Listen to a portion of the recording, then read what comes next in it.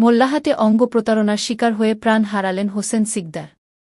রায়হান শেখ, মোল্লাহাট, বাগেরহাট। প্রতিনিধি ছবি চিত্র বিস্তারিত।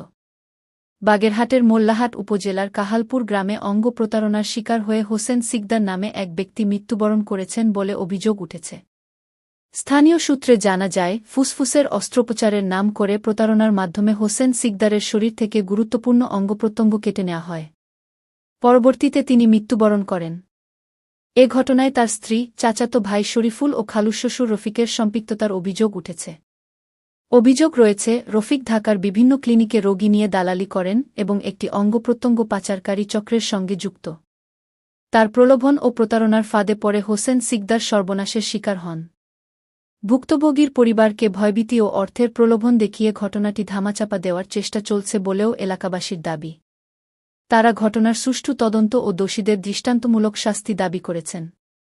২৭ আগস্ট বুধবার মৃতের বাড়ি গিয়ে নিহতের মা, বোন ও আত্মীয়স্বজনদের সঙ্গে কথা বলার চেষ্টা করেন এই প্রতিবেদক ও স্থানীয় সাংবাদিক মাহফুজুর রহমান চৌধুরী। তবে সংবাদ সংগ্রহের সময় মৃতের স্বজনদের বাধার সম্মুখীন হতে হয় এবং প্রাণভয়ে দ্রুত স্থান ত্যাগ করতে হয়।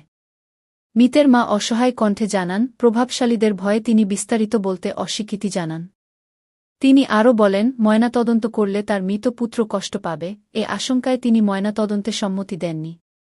নিহতের স্ত্রী অসুস্থ থাকায় কোনো বক্তব্য দিতে রাজি হননি। এলাকা জুড়ে নানা জল্পনাকল্পনা চলছে। কেউ এটিকে স্বাভাবিক মৃত্যু মনে করলেও অনেকের ধারণা এটি হত্যাকাণ্ড। সঠিক কারণ উদ্ঘাটনে প্রশাসনের পক্ষ থেকে নিরপেক্ষ তদন্তের দাবি উঠেছে।